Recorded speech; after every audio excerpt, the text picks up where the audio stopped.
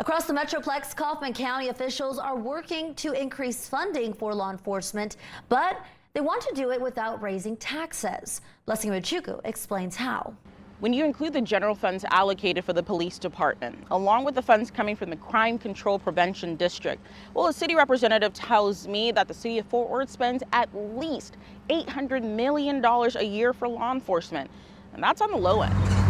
Jason Robertson has lived in Forney for nearly 2 decades. Actually from Houston. Now he's leading the residents of the city he calls his new home. I have been mayor for exactly 1 year. Robertson is the first black mayor in the city's history. This year, he and the city council are hoping residents help approve yet another first for the growing community. So we'll look at the meeting on the 21st. During a May meeting, council members agreed to let voters decide if the city's law enforcement should get more funding on top of what it's already getting from the city's budget. It's called a Crime Control Prevention District. In 5 years' time, we need to expand the sworn personnel. If CCPD passes, a quarter of sales tax from Forney's Economic Development Corporation would go to the Crime Control Prevention District. So the basics is that we'd be robbing Peter to pay Paul. Your words.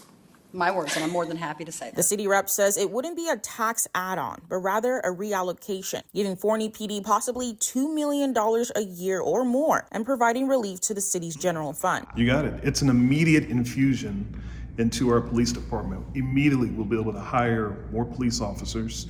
We'll be able to implement some community programs. And that's the idea, is to involve the police more with the community to help keep us safe. Despite not having CCPD, Forney's police chief says crime has gone down overall in the city. Over in Fort Worth, that wasn't the case when voters approved CCPD in 1995. There was lots of crime. Of course, throughout America today, there's still lots of crime.